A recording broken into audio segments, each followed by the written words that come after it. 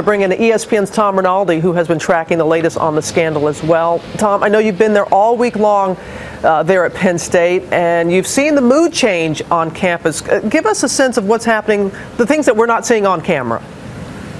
That's a very good question, Robin. We certainly saw a very volatile reaction, which really absorbed a lot of the news media's attention, but certainly in other places of campus that we visited, just for example, next to the Joe Paterno statue outside of Beaver Stadium where we are now, instead, students gathered arm in arm. They sang the alma mater, they sang the fight song, they chanted the signature motto, "We are Penn State," and they really wanted to stress that they didn't want the image of the university tarnished by those students who behaved and reacted the way they did in such a volatile way last night.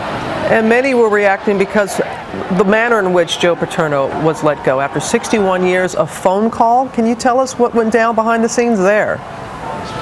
Sure, Robin. As our ESPN's Joe Shad reported, a source close to the Paterno family told him that Paterno was handed an envelope delivered by messenger just 15 minutes prior to the announcement that was made by the board, telling him to call a phone number. He did, and he was informed, "You will no longer be the head football coach here at Penn State." I was speaking to another source very close to the family about 10 minutes prior to that announcement being made, Robin, and that source said Joe Paterno had heard nothing and did not know the status of his tenure.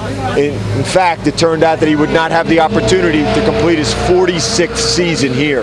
And the question people have been asking, Tom, and I'll ask you about Paterno's legacy. Of course, this is a shadow on it, but you talked about the statue. His wife and he have given millions to the university, not just to the athletics department, but also to the library, to education there. How will he be remembered going forward?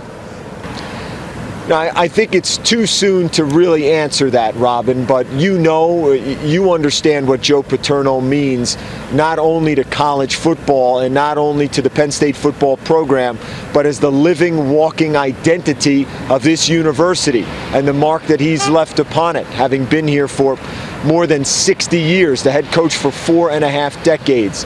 Obviously, no one could have foreseen that his tenure would end in this way, and it does leave a mark to some degree on that. How deep that mark, what shape it takes, only time will really be able to determine.